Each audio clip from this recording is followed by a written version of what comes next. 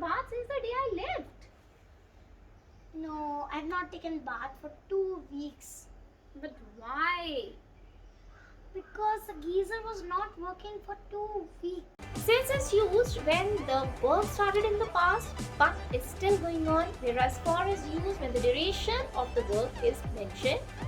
Since is used mostly with present perfect and perfect progressive tense, whereas for is used with all tenses. In case of since, only the starting time is mentioned, whereas in case of for, starting as well as the ending time is mentioned. Now let's understand with the help of few examples. I haven't received any mail since 3 o'clock. I haven't received any mail for 5 hours. Here the duration has been mentioned 5 hours, whereas here only the starting time has been mentioned, that is 3 o'clock.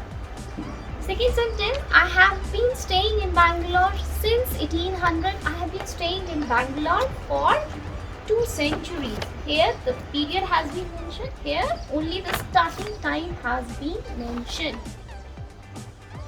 I haven't seen Tenzil since last year. I haven't seen Tenzil for a year. So here period is mentioned, whereas here the period is not mentioned. It's still going on. I have been teaching Tanishka since 2018. I have been teaching Tanishka for 2 years. I have been working as a teacher since the day I left the school. And so it's not necessary it should be Monday, it should be the name of the month, year. Bhavya has started smiling since the day we met. Bhavya has started smiling for last 2 weeks. Your feedback and comments are invaluable for us. But in case you have any doubts or any queries, you may post in the comment section below or on the Facebook group, link of which has been given in the description box below. I'll be glad to assist you.